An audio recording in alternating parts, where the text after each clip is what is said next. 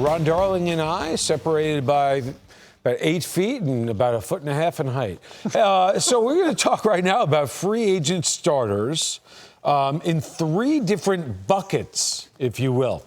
The first bucket is money is not an issue. So take a look here with the free agents where money is not an issue and walk me through them, and I will interrupt you when I see fit. Well, listen, our folks at home can read the names off. These are the elite of the elite. And the player I'm going to take that's going to get the most ink is Yoshinobu Yamamoto. And why is he going to get the most? He's going to get a $200+ million deal. He's 25 years old. He's won the Triple Crown the last 3 seasons in the Japanese league. And finally, he's a guy that is ready to come over at 25 years old. And people have said he might be the best pitcher to ever come out of Japan. So he's going to be the #1 free agent. So if price is not an option, he's your guy. Okay, you did mention that he is not all that tall, which for a righty can be a little odd. But we just spent time talking about Sonny Gray, my good friend David Cohn, about as good as you can get. So I would overlook that because of what he's done in Japan. And Stroman as well. He's another guy.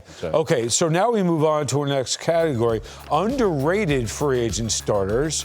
Giolito, Severino, and there's Stroman on that list. Yeah, Erod, Stroman, and Kyle Gibson, who had a wonderful year for the Orioles last year. And I'm going to go with Severino. If you looked at his numbers and his 6.5 ERA, you say, well, what are you talking about? Well, I'm talking about the body of work over his career before he got hurt. I think his major injuries are gone. His last 5 starts, he only gave up 9 earned runs in 25 2/3 innings. So I think fitness might be an issue with the pitch clock because I saw a lot of outings where he gave up crooked numbers because he couldn't get out of the inning. But really, this would be a guy that is underrated because of his stuff that you might want to take a chance on. Okay, and then the final category is such a deal, meaning if you go to your car, that little midsection where you keep the change, you can collect money with a cup. Well, all of these players, Seth Lugo coming off a good year, Paxton has been injury prone, but when he's out there, he's great.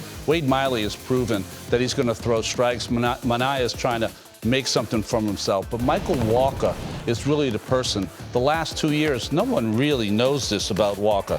25-6 the last couple of years. His ERA plus the last 2 years has been 127. The average, of course, average major league pitcher is 100. So you are at a place now with Michael Walker, again, a guy that suffered from some injuries. Those injuries are gone.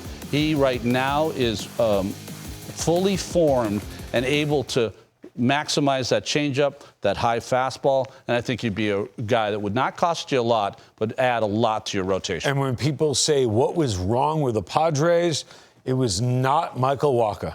Yeah, Michael Walker and Seth Lugo both were excellent.